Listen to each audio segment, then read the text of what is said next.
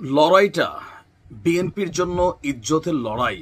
কারণ আওয়ামী লীগ সরকার পতনের পর ডক্টর ইউনূস সরকারের কাছে বৈধ একটা দাবি নিয়ে ইশরাক সমর্থকরা যখন রাজপথে আজকে অবস্থান নিচ্ছেন, আমি যখন এই নিউজটি করছি তখন আমরা দেখেছি প্রধান উপদেষ্টার বাসভবন যমুনার দিকে ইশরাক সমর্থকদের মুভমেন্ট, ঢাকা শহরের প্রাণকেন্দ্রের বেশ কিছু জায়গা তারা দখলে রেখেছেন। অপরদিকে আমরা দেখছি ইসির সামনেও এই আন্দোলনের দৃষ্টিভঙ্গিটা ঘুরিয়ে দিতে এনসিপির নেতাকর্মীরা ইসি ভবনে ঢুকার চেষ্টা করছেন। কারণ জনগণের কনসেন্ট্রেশন যেন ইশরাক থেকে সরে গিয়ে আমার এনসিপির ভাই বোনদের এই ইসি পুনর্গঠন এবং স্থানীয় সরকার নির্বাচন ইস্যুতে তাদের আন্দোলনের দিকে চলে যায়। বাট জনগণের ফোকাস কিন্তু মেয়র ইশরাকের দিকেই রয়ে গেছে।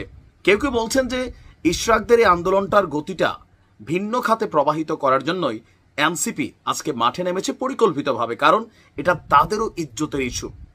একদিকে এনসিপির নেতা টুটুল বলছেন যে ইশরাক ভাই খাওয়া খাওয়ির জন্য আমরা আপনাকে মেয়র পদে দেখতে চাই না, আমরা জানি আপনি মেয়র হলে কি হবে, চাঁদাবাজ আপনার দলের যারা তারা মহড়া দিচ্ছে। অপরদিকে এনসিপির নেতারা কি দুধের দোয়া তুলসী পাতা তারা কি খাচ্ছে না কি খাচ্ছে না। কেউ কেউ বলছেন যে ভাই এক গুসারে বলছে সিত্তুই আসো। এই মুহূর্তে যে দৃশ্যপট আমরা তৈরি হতে দেখেছি, ইশরাক অলরেডি আপনার ওয়েবসাইটে নিজেকে মেয়র হিসেবে ঘোষণা দিয়ে দিয়েছেন। সরকার ওনর ইশরাককে সম্ভবত মেয়র পদে দেখতে চায় না।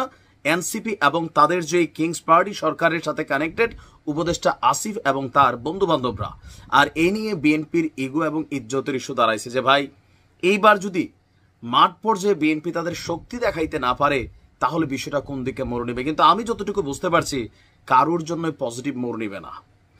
দেখেন, ফাইনালি যদি ইশরাককে মেয়র ঘোষণা দিতেই হয় তাহলে এই যে কর্মকাণ্ড যা করছেন সরকারের জন্য যে মেসেজটা ক্রিয়েট হচ্ছে, আমার কাছে মনে হচ্ছে যে ডক্টর ইউনূস সাহেব তিনি কি বিষয়গুলো দেখছেন নাকি দেখছেন না, বা উপদেষ্টাদের বিভিন্ন বৈঠক যে হচ্ছে তিনি কি এগুলো সম্পর্কে কনসার্ন নাকি কনসার্ন না। যদি কনসার্ন হয়ে থাকেন তাহলে কেন পানি ঘোলাইয়া তারপরে ইশরাককে এই সমর্থন দিবেন, আর যদি নাই দেন তাহলেই বা কেন এত রঙের আয়োজন। আসলে দিন শেষে কোথায় যাচ্ছে?